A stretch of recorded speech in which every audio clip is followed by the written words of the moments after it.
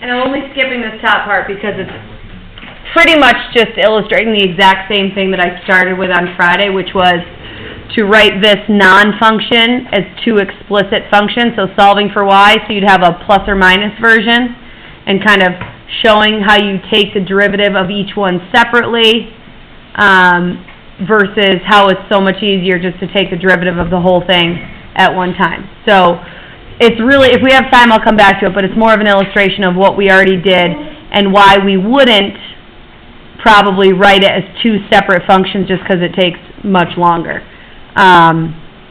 versus now just implicitly differentiating and just proving that when we do implicit differentiation, that our derivative is in terms of x and y, versus if you make it a function, now your derivatives are only in terms of x. So again, if we have time, we'll come back to it, but it's just like the example we started with on Friday. The examples at the bottom here are just evaluating the derivative at the given point. So not a far cry from what we did on Friday. We're going to find the derivative first. So for a, it would be 2x minus 3y squared y prime equals 0. Get y prime all by itself, so you'd have to subtract your 2x over, divide by your negative 3y squared, and there's your derivative. So evaluating it at 1, 1 is just plugging in a 1 for both the x-coordinate and the y-coordinate. We get 2/3. And that's, remember, never taking our focus off the fact that that's the slope of this function, of this graph, I have to now say, at the point 1, 1. Sonny? You may. Try B on your own.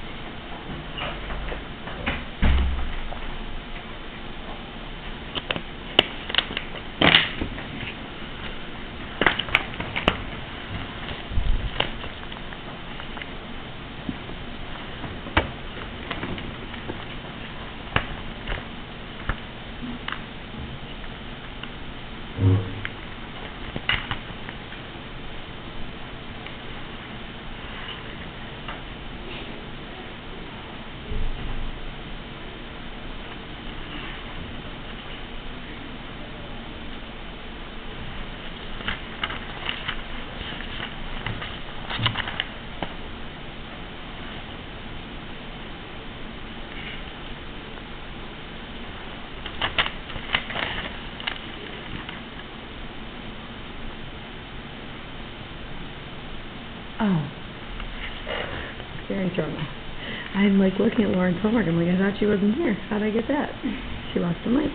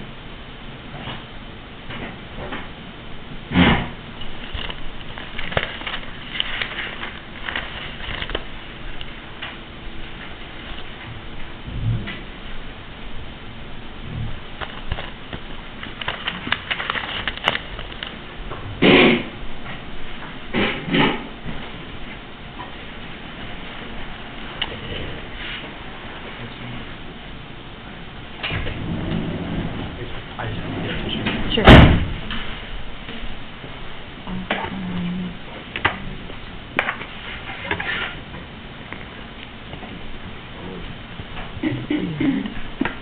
Megan, what'd you get? I got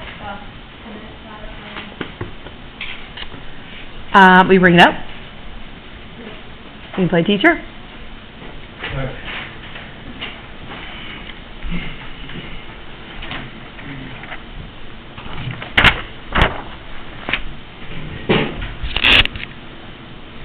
Okay, play teacher for me.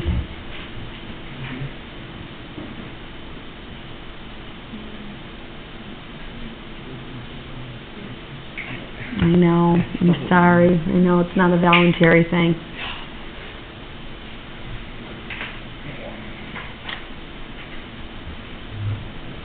Allie.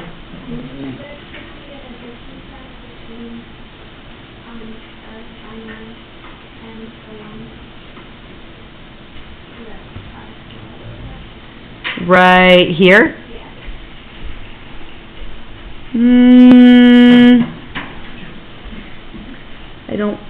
I don't disagree with you, but I don't agree with you. Amelia?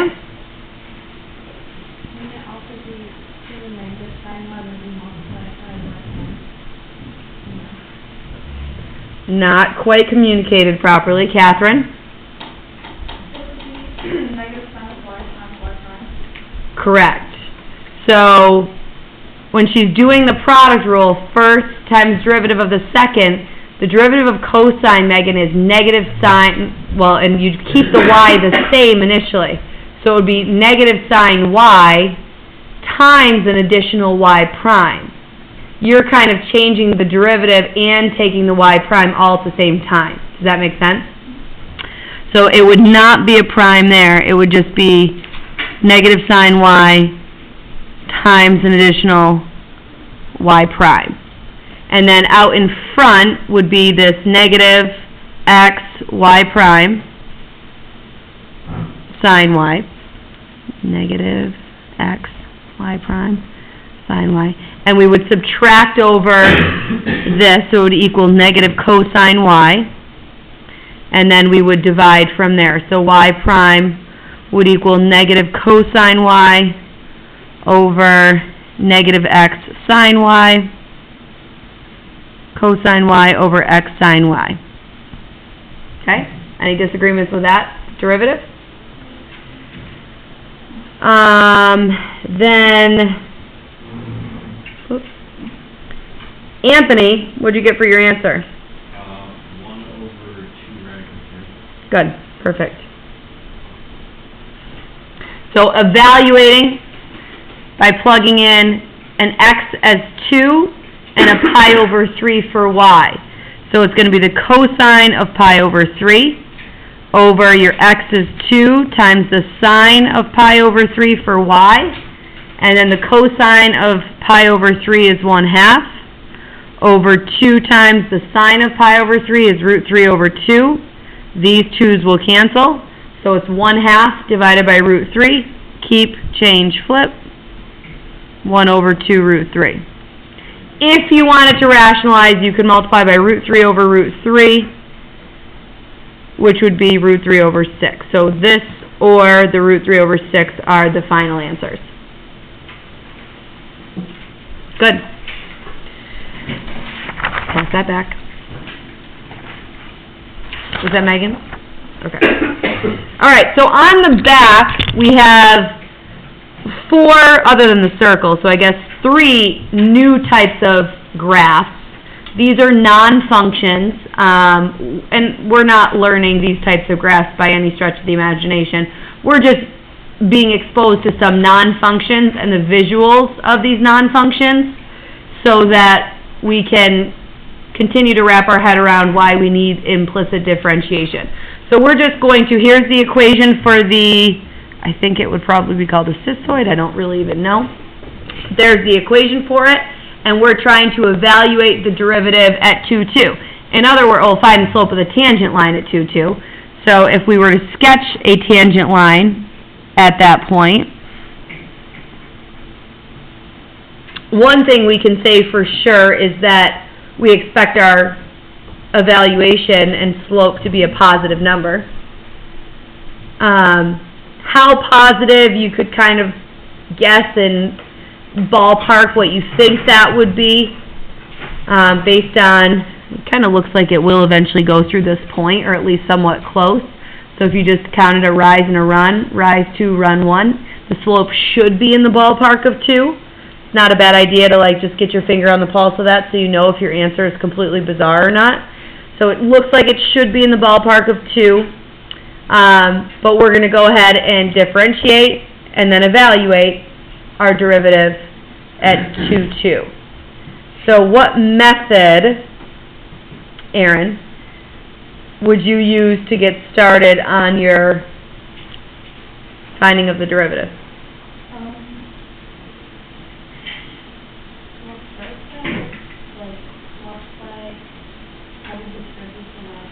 Okay, so she's going to rewrite the original as 4y squared minus xy squared equals x cubed. Okay.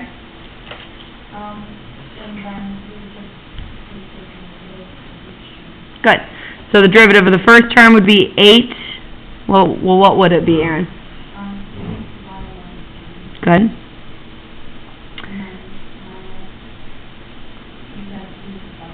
Good. So if you're keeping that minus out in front, I'm going to immediately open up some brackets for my product rule. And I'm not treating that as a negative x, I'm treating it as just a plain old x, because my negative I'm choosing to keep out in front. Again, that kind of is a choice thing. So if I did first times derivative of the second, 2y prime, plus second times derivative of the first is just 1, equals 3x squared. Sonny? Could you use the product rule from the start? Yes. Yep, that was another option too. So he's saying way back here, could you do the product rule from the start? In other words, the first times derivative of the second plus the second times derivative of the first, definitely. Okay, you'll all end up at the same spot. So if we distribute this,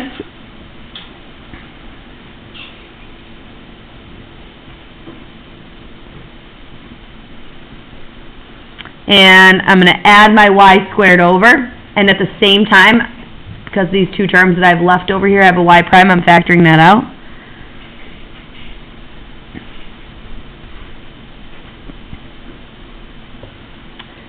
And then I'm dividing that binomial over.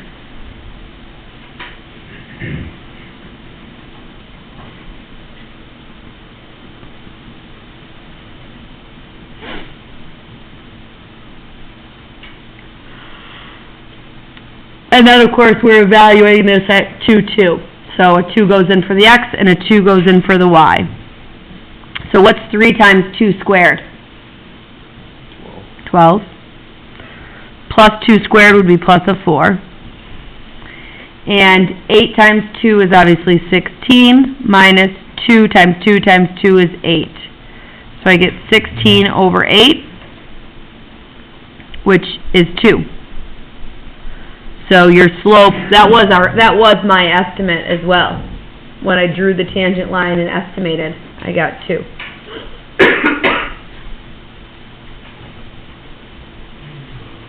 Good? Any questions on that?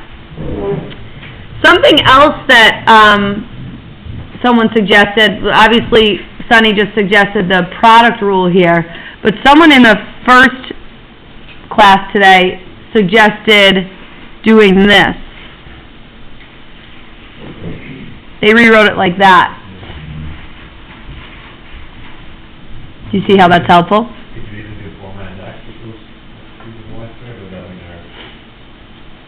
Say it one more time. Instead of dividing over 4 minus x, divided over y squared. You could do that, but then you're going to have your, so he's saying if you kind of left your 4 minus x and wrote it as x cubed over y squared, the benefit of this person's is that y prime is going to mostly already be by itself, versus you're going to have y prime wrapped up in a fraction, which isn't great. It might not be terrible, but this is definitely easier. So he kind of got his y as much as he could by itself, and then when you go to take the derivative, you only have to divide both sides by 2y to get y prime alone. So all options. There's four different ways I could see to do that. Try the, oh man, You're not gonna like this very much. It's only tough because the point is a gross point. 4/3, 8/3. Change the point. No. Make it like 1-1. I'm sure it works out eventually. That's why they chose it. They probably chose it because it ends up being a nice number, is my guess. Otherwise, they would have given you a clean point. It also might be very difficult to find a nice point on this graph. Like, you'd have to find an XY coordinate that makes it all equal to 0. That might not be that, probably not that easy to do, to find a point that's nice on some of these.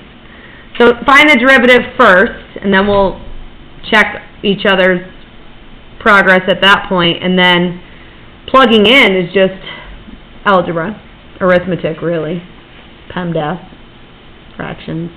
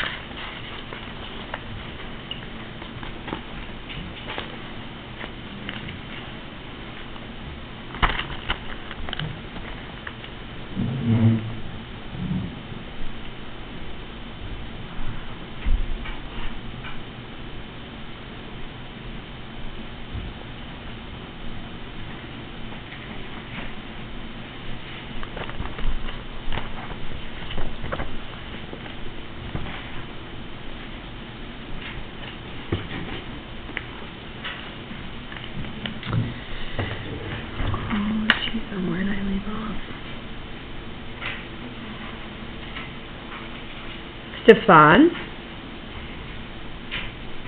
what's your derivative? 6y minus 3x squared over 3y squared minus 6x. Good. You just can simplify that. So when you start this one, you should get 3x squared, 3y squared dy dx, and then a product rule over here. In this case, when I did this, I treated this as a negative 6x is the first term and the y is the second term, so I didn't do the distribution thing. I have first times derivative of the second plus second times derivative of the first equals 0. But get the dy dx all by itself, and this is what Stefan said out loud, which is correct, but all those coefficients are divisible by 3, okay? As far as evaluating that, raise your hand if you already had that derivative done correctly. Oh, not a lot of you? Okay. How about if you raise your hands with a straight elbow so I can actually see the tops of your fingers? Perfect. That, Megan, that's still not a straight elbow. What's that, Jay? Straight elbow. I just gotta be a dance move for that. No? Yes, you're right. The classic 70s. So from here, we are plugging in 4/3, 8/3. Has anybody gotten that far yet and plugged that in? Okay. So 4/3 and 8/3 plugged in. 6 times 4/3 to me was 20. Oh no, I was plugging into here. 2 times 8/3, because I'm plugging in 8/3 for y, is 16/3. Yes, Sonny? Do you have a calculator chapter I can borrow from screen? Can I bring it back to you after that? I don't know. I'll look. Is there one over here in the corner? Sure, if it's there. I don't think it's there anymore. But I might have one over here. I'll look at the end. Just a cord, so I can plug it in the computer. Okay. Minus x squared, again, x I'm plugging in a 4/3, so that would be 16/9. Over, when I square my y, squaring 8/3 is 64/9. Minus 2 times 4/3 is 8/3. So I just got all the denominators to be 9. So the numerator, I got this to be 48/9 minus 16/9 is 32/9. And my denominator, 64/9 minus 6/9 is, that's an 8. 64/9 minus 24/9 is 49. And then your 9s cancel, and you just end up with 32 over 40, which is 4/5. Not pretty. Lauren. Not if you're evaluating, no. But your numbers are going to be a lot smaller if you do. A lot smaller. Yep. So, that would be pretty tough without. Alright, if you want the answers, the circle answer should be -2. And the asteroid answer should be -1/2. I've already done those, so I'm just going to show them if you want them. But your homework is that 146, 17 through 39 odd. You are going to have an implicit differentiation quiz on Thursday, and then on Friday we'll move on to the context in which we really use implicit differentiation, which is probably one of the more powerful things in calc. Yeah, well, there's gonna be like 3 people on Friday. Oh, raise your hand if you're not going to be here on Friday. Raise your hand if you are going to be here on Friday. Pizza. Pizza. All right, I'll think about that. Order pizza. I'll figure it out.